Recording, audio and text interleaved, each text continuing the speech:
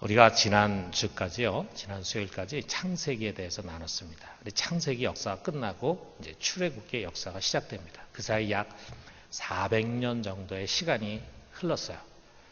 그 상황을 이렇게 간략하게 출애굽기 1장 6절에서 7절에 소개하는데, 요셉이 그의 모든 형제와 그 시대의 요셉과 그의 모든 형제와 그 시대의 사람은 다 죽었고, 이스라엘 자손은 생육하고 불어나 번성하고 매우 강하여 온 땅에 가득하게 되었더라. 자, 가나안에서 애굽으로 이민 온 이 히브리 민족이 메뚜기처럼 강력하게 번져나가는 모습을 이야기해 주고 있습니다. 애굽 사람들이 막 위기의식을 느낄 만큼 번식력이 막 강한 거예요. 요즘 그 유럽을 보면은요, 이 유럽 사람들은 애를 잘 낳질 않습니다. 뭐 우리보다는 조금 낫지만, 많아야 한 2명 정도, 부부가 2명, 우리는 지금 1.2 정도 된다 그러는데, 이제 많아야 한 2.0 정도 이렇게 될 정도예요. 그런데 그 유럽으로 이민을 간 특히 이슬람권 사람들, 중동이라든지 아프리카라든지 이런 데서 간 사람들은요, 무제한으로 애를 낳는 거예요. 그래가지고 어떤 가정에는 애가 10명이나 돼, 10명. 그러니까 굉장히 걱정을 하죠. 앞으로 점점 시간이 가면은 유럽의 그 나라 사람들, 뭐 독일 사람, 프랑스 사람, 영국 사람은 수가 줄어들고, 이렇게 외부에서 온 이민 온 사람들이 수가 훨씬 많아질 수 있겠다. 그런 어떤 이제 두려움이 있는 거죠. 그들 속에. 아마도 그 당시에 그 애굽 사람들도 이 히브리 사람들에 대해서 그런 두려움을 느낀 것 같아요. 히브리 사람들은 자손을 낳는 것을 굉장히 중요하게 이제 여기고 번식력이 굉장히 이제 강했던 것 같습니다. 그래서 이제 애굽은 이대로 놔두면 안 되겠다 해가지고 어떻게든지 이들을 이제 억누르려고 했어요. 그래서 그들을 이제 외국인으로 취급하는 것이 아니고 이제는 종으로, 노예로 부려먹으면서 힘들고 고된 일을 시킵니다. 그래서 람셋, 비돔성, 아주 이런 큰 건축을 세우는데, 여러분이 영화에서 이제 보셨겠지만 어마어마하게 큰 돌을 막 나르고 하는 그 일이 뭐 굉장히 고된 일이죠. 그런 노역에 이제 다 동원을 하는 거예요. 그런데도 불구하고 이 히브리 민족은 막 왕성하게 번식을 해나가니까 어떤 조치까지 내려졌냐면, 애를 낳는 산파들에게 애를 받았을 때 아들이면 무조건 죽여라. 이제 이렇게 아들이면은 죽여라. 이렇게 이제 명령을 내렸다 이거죠.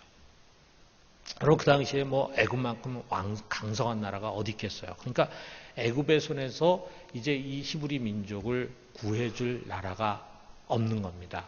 자, 400년이에요. 그러니까 점차로 이들이 뭐 몇 년 정도 지났을 때 노예가 됐는지 모르지만, 새로운 왕이 들었을 때, 요셉 모르는 왕이 들었을 때부터 이들을 노예로 삼았다 그러니까 몇 대를 이어서 이제 노예가 되면서 점차로 그들은 이 노예의 삶을 운명으로 받아들이는 겁니다.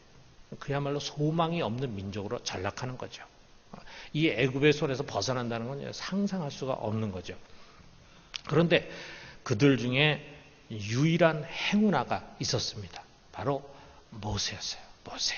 자, 우리가 잘 아는 것처럼 아들이면 죽여야 된다 그런데, 이 아이를 낳는데 너무 사랑스럽고 아름다운 아이라 그 부모가 도저히 이 아이를 죽일 수 없어가지고 갈대 상자를 만들어 거기에 역청으로 물이 들어오지 않게 해가지고 거기다 이 아이를 담아가지고 이제 강에 띄었단 말이죠. 그래, 그 강에 이 갈대 상자가 가다가 누구에 갔느냐 하면은 마치 목욕하고 있는 바로의 딸 공주에게로 갔어요. 그래서 그 공주의 아들이 이제 된 거예요. 그러면서 이 공주는 처녀니까 젖이 안 나오니까 이 애를 키울 유모가 필요하다. 그랬을 때 그 뒤를 쫓아가던 미디암, 모세의 누이죠. 걔가 중재를 해가지고 모세의 친어머니, 모세를 낳은 친어머니가 유모가 돼가지고 이 아이를 이제 합법적으로 키우고, 그것도 돈도 받고 키우고, 그렇게 해서 이제 키웠습니다. 아마 어릴 때 어느 정도 나이가 될 때까지는 이 유모선에서 자랐는데, 그 유모선에서 자라면서 너는 히브리 민족이다, 너는 이스라엘 자손이다 하면서 아브라함 얘기도 하고 뭐 야곱 이야기도 하고 다 이야기를 했을 것입니다. 그리고 이제 어느 정도 나이가 든 다음에 모세는 궁전으로 공주에게 보내졌어요.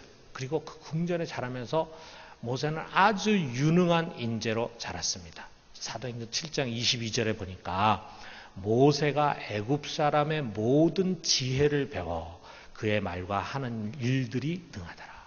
그 당시에 애굽은 최고의 문명 국가잖아요. 이 가나안 촌 사람들은 구경도 못하고 생각할 수도 없는 그런 아주 탁월한 학문들, 문화들, 철학들, 뭐 이런 여러 가지 것들, 여러 가지 일상생활에서의 삶의 지혜들, 이런 것들이 이제 발전했겠죠. 여러분, 이제 우리가 그 성지순례는 이런데 여러분 이집트에 가보시면 알겠지만 그 피라미드라는 게 그게 보통 건축 가지고 세울 수 있겠습니까? 그만큼 이집트가 많이 발달했는데 그런 것들을 다 배웠어요. 그래서 말이라든지 하는 일에 있어서 아주 능한, 유능한 그런 사람으로 성장을 했습니다. 어떻게 보면 자기 동족들과는 비교할 수 없는 환경이죠. 자, 이렇게 홀로 잘 살 수 있죠. 왕자로 평생 부귀영화를 누리면서 살 수 있습니다. 그러나 그는 그렇게 살지 않았습니다. 불혹의 나이가 되었을 때 그에게 큰 전환점이 왔어요. 여기 사도행전 7장 23절에 이렇게 표현합니다. 나이가 40이 되매 그 형제 이스라엘 자손을 돌볼 생각이 나더니 40불혹의 나이가 됐을 때 이제 우리 민족을 좀 돌아봐야 되겠다. 이런 생각을 했어요. 그런 생각을 하고 공사장으로 나가던 중에 한 애굽 사람이 자기 동족 히브리인을 때리는데 뭐 보통 때렸겠습니까? 개, 돼지같이 막 트시다 막 했겠죠. 그런 모습을 옆에서 보고 있는데 뭐 말렸을지도 모르죠. 그런데 말 듣지 않는 거예요. 이놈은 인정사정 봐서는 안 됩니다 하면서 막 두드려 팹니다. 그 주위를 둘러보니까 아무도 없어. 그래가지고 이 애굽 사람을 쳐가지고 죽여서 모래에 묻어서 숨겼습니다.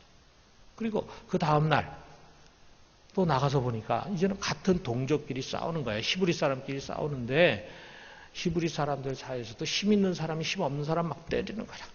그러니까 이 모세가 가가지고 아니 우리 같은 동족끼리 이렇게 싸우면 어떡하냐. 그리고 네가 이 힘없는 우리 같은 형제인데 때리면 어떡하냐. 그래서 때리는 사람이 나무랬습니다. 그러니까 그 때리는 사람이 모세를 향해서 누가 너를 우리의 지도자로 세우고 재판관으로 세웠느냐. 내가 어저께 애굽인을 죽인 것 같이 오늘 나를 죽이려고 하느냐. 그럼 죽여봐라. 이렇게 얘기를 하는 거예요. 그러니까 하루 사이에 벌써 그의 살인 행위가 탄로난 것이 드러났어요. 이것이 바로에게도 알려졌고 모세는 결국 얼른 도망해가지고 미디안 광야로 숨었습니다. 거기서 이드로를 만나고 그 이드로의 사위가 됐어요. 그래서 그는 이제 이드로의 양들을 돌보는 목자를 하게 됐습니다. 그의 아내인 십보라와의 사이에서 게르솜이라는 아들이 태어났어요. 그 뜻은 나그네라는 뜻이 내가 이방에서 나그네가 됐다 해가지고 자기 아이 이름을 게르솜이라 지었어요. 이렇게 그는 미디안 광야에서 그저 나그네로 살아갑니다. 그러는 가운데 너무나 이 고된 고역과 노동으로 인해서 부르짖는 이스라엘의 탄식 소리가 이제 하나님에게 상달이 된 거예요. 그래서 하나님 들으시고 이제 그들을 돌아보기 시작했습니다. 때가 된 것입니다. 그래서 이것을 위해서 마침내 하나님은 모세를 부르시는 겁니다. 자, 이것이 여러분 모세의 생애 전반기입니다. 전반전이 바로 이 내용이에요. 그리고 난 다음에 가시떨기에서 하나님 만나고 난 다음에 모세 후반전이 이제 시작이 됩니다. 자, 그런데 오늘 우리가 이 모세 전반전에서 두 가지를 좀 주목해요. 첫째는 뭐냐면 모세는 낙을 누림보다 고난받기를 택했다. 자, 여러분 이런 거 우리가 한번 생각해 봐요. 모세는요 태어나면서부터 한번 노력한 것도 아니에요. 근데 태어나면서부터 그는 행운을 얻고 태어났어요. 바로의 딸 공주의 아들이 됐어요. 다시 말하면 애굽의 왕자가 된 거예요. 아주 특권층 중에 특권층이죠. 그는 그 당시 세계 최고의 강대국 문명국의 왕자로 살아갈 수 있게 된 거예요. 그래서 궁궐 안에서 모든 좋은 것을 다 취할 수 있고 온갖 부귀영화를 누리고 그는 편안하게 살 자리에서 살게 된 거예요. 뭐 굳이 자기를 히브리인이라고 얘기할 필요도 없고 아예 그 노예가 된 그런 천하고 불쌍한 자기 민족을 뭐 상관하지 않고도 살 수 있습니다. 그냥 그대로 살면 어떻게 살았겠어요? 죽을 때까지. 최고의 낙을 누리면서 편안하게 사는 겁니다. 그러나 만약에 이 모세가 자기 민족을 생각하고 그래서 노예가 된 자기 민족의 편에 서게 된다면 아주 큰 어려움이 올 수가 있어요. 만일의 경우에 모든 것을 다 잃어버릴 수도 있어요. 만약에 여러분이라면 여러분은 어떻게 하시겠습니까? 여러분 만약 모세라고 한다면 여러분 어떻게 하시겠습니까? 평생 최고의 지위에서 온갖 부귀영화 다 누리면서 편안하게 사는 그 자리에 그냥 눌러 앉아서 편안하게 사시겠습니까? 아니면은 그 모든 것을 한꺼번에 다 잃어버릴 수 있는 큰 위험을 감수하면서 자기 민족의 문제에 뛰어들겠습니까? 여러분 어디에 서시겠습니까?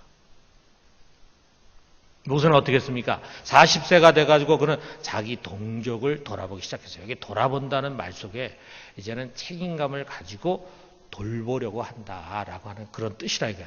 이제는 자신의 민족의 문제, 형제들의 고통과 아픔을 남의 문제가 아니라 이제는 나의 문제, 나의 아픔으로 삼겠다 하는 그런 말이에요.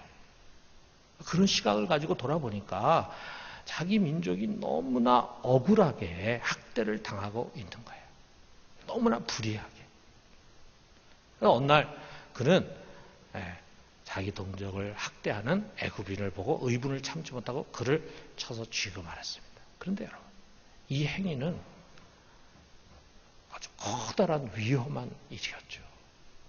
모세가 처음부터 죽이려는 생각을 안 갔을지 모르지만 그 자리에서는 도저히 참을 수가 없고 젊은 혈기에서 그 사람을 죽였을지 몰라. 결국 이거는 바로의 눈밖에 나는 큰 사건이었어요. 이제 모세는 어떻게 보면 위험 인물이에요. 위험 인물. 어떻게 보면 호랑이 새끼를 데려다 키웠다 이렇게 생각할지도 모릅니다. 자기 민족인 히브리인들의 편을 들어 거기서 메시아와 같은 그런 사람들에게 희망을 주는 인물이 돼. 그래가지고 애굽에 대항을 하는 거예요. 그 힘과 권력으로 반역을 일으킬지도 모른다는 생각을 갖는 겁니다. 그러니까 바로가 위험 인물로 지목하고 긴급 체포령을 내리는 거죠. 반역죄입니다. 반역죄라는 것은 고대 사회에서는 신분 고하를 막론하고 사형. 모세는 황급히 바로를 피해서 피신해야 했을 것입니다. 그러면서 그 피신하는 순간부터 그는 자신이 지금까지 누려왔던 모든 것을 한순간에 다 잃어버리고 말았어요. 결국 무엇입니까?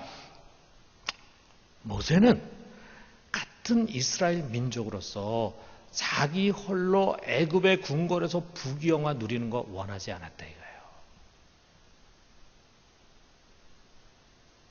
아마 많은 고민이 있었을 거예요. 우리가 그냥 쉽게 40세가 되었을 때 자기 민족을 돌아보려고 했다 이렇게 한마디로 딱 나와 있지만 그가 많은 고민을 했을 것입니다. 그리고 그렇게 결단을 한 거야. 차라리 이것을 다 잃어버리고 내가 고생을 하게 되더라도 나는 내 민족과 함께 하겠다. 이것이 바로 모세의 태도였습니다. 이것을 히브리서가 이렇게 말하고 있어요. 히브리서 11장 24절에서 26절에 보면은 믿음으로 모세는 장성하여 장성에게 우리 사도행전은 장성해서 40세가 됐을 때를 표현하는 거야. 장성하여 바로의 공주의 아들아 칭함받기를 거절하고 도리어 하나님의 백성과 함께 고난받기를 잠시 죄악의 낙을 누리는 것보다 더 좋아하고 그리스도를 위하여 받는 수모를 애굽의 모든 보화보다 더 큰 재물로 여겼으니 이는 상주심을 바라봅니다. 이 모세 행위를 조금 미화한 부분도 없지 않아 있죠. 그렇지만 이 모세가 40세 자기 민족을 돌아보려고 하는 결심을 했다는 것은 바로 이것이라 이거. 이제 나는 바로의 공주의 아들아 칭함받고 여기 잠시 죄악의 낙을 누리는 거 이거보다는 내가 우리 백성과 차라리 하나님의 백성과 차라리 내가 고난받겠다. 그리스도를 위해서 받는 수모를 애굽의 모든 재화보다 더 큰 재물로 여긴다. 분명히 이것을 상주실 여호와께서 계시다 라고 하는 믿음을 가지고 그는 이런 결단을 내렸다 이거죠. 사랑하는 성도 여러분, 오늘날 우리 신앙을 무기력하게 하는 가장 큰 원수가 무엇입니까? 핍박이나 시험이 아닙니다. 어려운 시련과 고난이 아닙니다. 이 세상에서 좀 편안하게 보신하면서 잘 살고 싶다고 하는 생각, 그런 삶의 목적, 그런 삶의 가치, 그런 삶의 태도예요. 그것이 우리를 무기력한 그리스도인으로 만듭니다. 이런 생각에 빠진 사람은요, 결코 열정 있는 신앙생활을 할 수가 없습니다. 그리스도를 위해서, 복음과 그의 나라를 위해서 자기 몸을 내던지고 헌신할 수가 없습니다. 그래서 좋은 직장, 좋은 집, 사람이 부러워할 부귀영화를 하나님의 축복으로 여기면서 그것을 갈망하고 그것을 누리고 그것에 안주하려고 하는 그리스도인은요, 우리 소아시아 7교회 중에 나오는 라오디게아 교인입니다. 차지도 않고 덥지도 않은 성도예요. 천국도 말하고 구원도 말하고 영생도 말하고 심지어는 십자가 부활도 말하지만 그의 삶의 방향은 들여다보면은 세상 목표로 가득 찬 신앙인일 뿐입니다. 늘 계산기를 두드리면서 계산합니다. 부담 없는 데까지만 헌신합니다. 힘들지 않은 선까지만 사역합니다. 남들이 하는 것 다 하고 남은 것을 가지고 하나님의 일을 하겠다고 합니다. 스스로는 부유하고 지혜롭다고 생각할지 모르지만 주님은 말씀하십니다.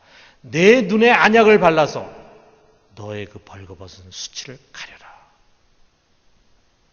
여러분 정말 모세가 잘했다고 생각하십니까? 아니면 어리석었다고 생각하십니까? 여러분이 만약 그 당시 모세의 자리에 있었다면 나이 40이 됐을 때 여러분은 어떤 결단을 하셨겠습니까?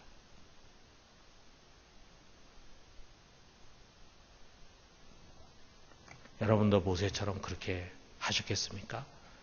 아니면은 그렇게 하지 않았겠습니까? 이 세상 잠시 사는 우리의 인생길에서 어떻게든지 편안하게, 부유하게, 문제없이 살려고 하는데 우리의 초점을 둔다면은 여러분 우리는 실패하는 신앙인입니다. 실패하는 신앙인. 여러분, 우리의 짧은 인생, 우리는 그리스도를 위해서 고난받는 삶을 살아야 합니다. 우리가 진정 이 땅에서 경건하게 살려고 하고 하나님 말씀과 뜻대로 살려고 하고 의미 있고 가치 있는 일을 하면서 살아가려고 할 때 고난이 없을 수가 없어요. 그래서 매일매일 그렇게 아무 문제 없이 편안하게 살 수가 없습니다. 여러분, 가정에서 먼저 예수를 위해서 십자가를 지십시오. 직장에서 신앙이라는 이름으로 고난을 당하십시오. 전도와 선교를 위해서 헌신합시다. 이 사회 속에서 정의를 이루기 위해 수고합시다. 바울은 디모데에게 이렇게 권합니다. 디모데후서 1장 8절에 우리 같이 한번 읽어봅시다. 그러므로 너는 내가 우리 주를 증언함과 또는 주를 위하여 갇힌 자 된 나를 부끄러워하지 말고 오직 하나님의 능력을 따라 복음과 함께 고난을 받으라. 너는 복음을 위해 살다가 이처럼 옥에 갇힌 나를 부끄러워하지 마라. 그리고 너도 하나님의 능력을 따라 복음과 함께 고난을 받아라. 복음을 위해서 고난을 받아라. 여러분, 이것이 성경이 우리에게 주는 명령입니다. 너는 예수 잘 믿고 세상에서 부귀영화 누리고 편안하게 살다 와라. 그것이 아닙니다. 모든 영광과 그리고 의로운 면류관과 황홀한 유산이 너를 기다리고 있으니 너는 이 세상에서 잠깐 사는 인생 복음을 위해서 그리스도를 위해서 고난을 받아라. 이거예요. 여러분, 모세는 장성한 뒤에 바로의 공주의 아들이라는 명성을 얻고 잠시 죄악의 낙을 누리는 것보다 도리어 하나님의 백성과 함께 고난받기를 좋아했습니다. 그리고 그리스도를 위해 받는 수모를 애굽의 모든 보화보다 더 큰 재물로 여겼습니다. 하나님이 주실 상을 바라고 말해요. 여러분, 이것이 모세가 우리들에게 주는 교훈입니다. 지금 우리가 누리고 있는 것을 잃어버리고 큰 손해보는 일을 만난다고 해도 그것이 주님의 뜻을 이루고 하나님의 나라를 세우고 복음을 위한 것이라면 우리는 할 수 있어야 합니다. 해야 합니다. 하나님께서 더 큰 상으로 갚아주실 것입니다. 그것을 소망하고 모세와 같이 옳은 것을 선택할 수 있기를 주님의 이름으로 축원합니다. 두 번째로는요, 자기를 의지하면 실패한다라는 거예요. 여러분, 모세는 그 당시에 우리가 모세를 만났다면요, 아마 그의 자신만만함에 우리가 기가 죽었을 거예요. 정말 그는 아주 자신만만한 사람이었겠죠. 당연하죠. 이스라엘 사람 중에 그만큼 출세하고 성공하고 그만큼 유능한 사람이 누가 있겠어요? 그만큼 지식과 재주를 갖춘 사람이 누가 있습니까? 모세는 자신의 이런 것들이 이 가난하고 억눌린 민족을 살릴 수 있으리라 생각했어요. 어쩌면 그 주위에 그렇게 말하는 사람이 있었을 것입니다. 모세 왕자님, 당신이 말로 우리 민족의 희망입니다. 하나님은 당신의 소를 빌어서 우리 민족을 구원하려고 할 것입니다. 그것을 위해서 당신을 이처럼 애굽의 왕궁에 왕자로 세우신 것입니다. 아마 이렇게 이야기하는 사람이 있지 않았겠어요? 모세도 그 얘기를 듣고는 동의했고 그거를 동족들이 좀 알아주기를 바랐다 이거예요. 그래서 사도행전 7장 25절에 보니까 그는 그의 형제들이 하나님께서 자기의 손을 통하여 구원해 주시는 것을 깨달으리라 생각하였으나 그들이 깨닫지 못하였더라. 스데반의 설교 속에 이 출애굽기에는 표현되어 있지 않은 이런 표현들이 나와 있는데요. 모세는 자기 손으로 하나님이 자기 손을 통해서 이 민족을 구원해 주실 것을 아주 이 사람들이 좀 자기 동족들이 좀 깨달았으면 했는데 깨닫지 못했다. 그러나 여러분 그것은 착각이었습니다. 모세가 모든 것을 다 잃어버리고 미디안 광야로 도망가 살면서 그는 깨달았을 것입니다. 자신이 얼마나 어리석은 자였는가를. 그 잘난 왕자의 권력을 의스대면서 하나님이 자기같이 잘난 사람을 내세워서 민족을 구원할 것이라고 생각하는 것이 얼마나 부끄럽게 여겨졌을까요? 그렇습니다. 여러분, 하나님은 사람의 지위와 권력을 가지고 일하시는 분이 아니었어요. 지혜 있는 자의 지혜를, 힘 있는 자의 힘을, 이름 있는 자의 명성을 갖고 하나님 일하시지 않습니다.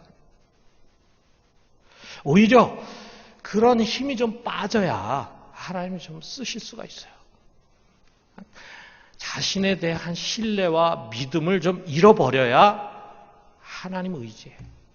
그래야 하나님이 좀 일하실 수 있어요. 그래서 이것을 위해서 하나님은 어떻게 하셨습니까? 모세를 미디안 광야에서 낮추고 또 낮추시는 거예요. 어디까지 낮추셨습니까? 자기가 지금까지 배운 그 화려한 언변이 아무런 가치가 없다고 느낄 때까지. 그래서 자기는 정말 말할 줄 모른다라고 생각할 때까지.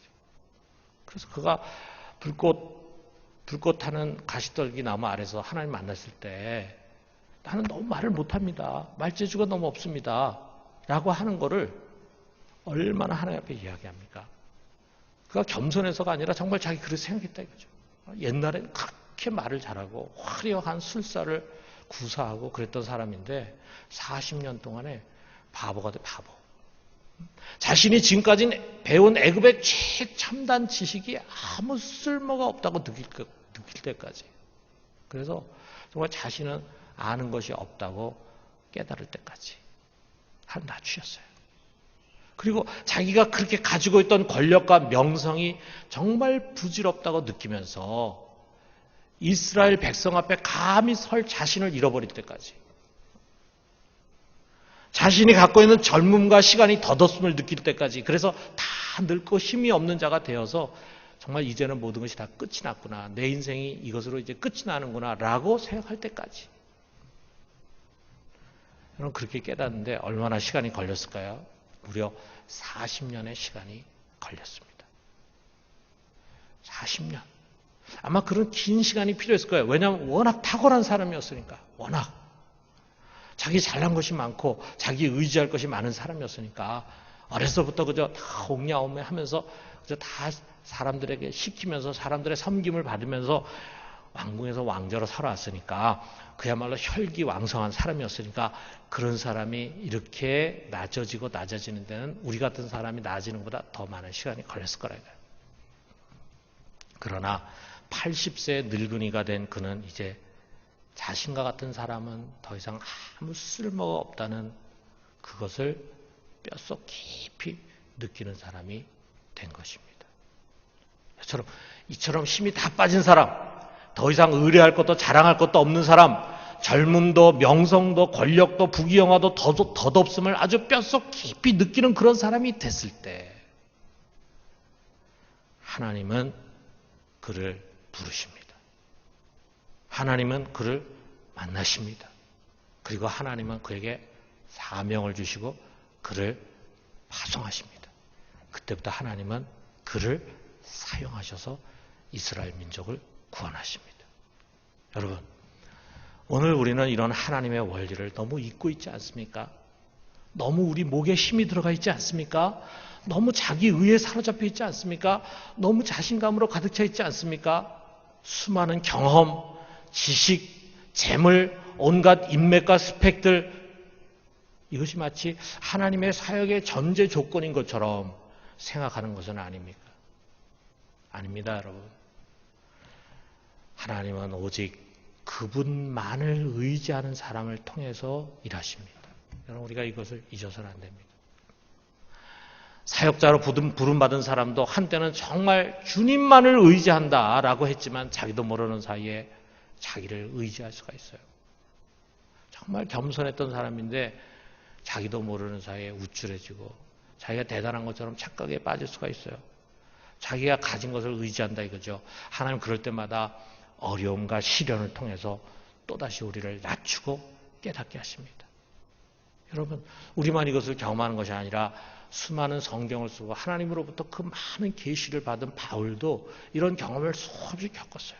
그리고 그것을 우리에게 말해줍니다. 고린도후서 1장 8절에서 9절에 보니까 바울이 자기의 경험을 이야기하는 거죠. 거기서 깨달은 것을 우리에게 가르쳐주는 거죠. 형제들아, 우리가 아시아에서 당한 환난을 너희가 모르기를 원치 아니하노니 힘에 겹도록 심한 고난을 당하여 살 소망까지 끊어지고 우리는 우리 자신이 사형 선고를 받은 줄 알았으니 이는 우리로 자기를 의지하지 말고 오직 죽은 자를 다시 살리시는 하나님만 의지하게 하십니다.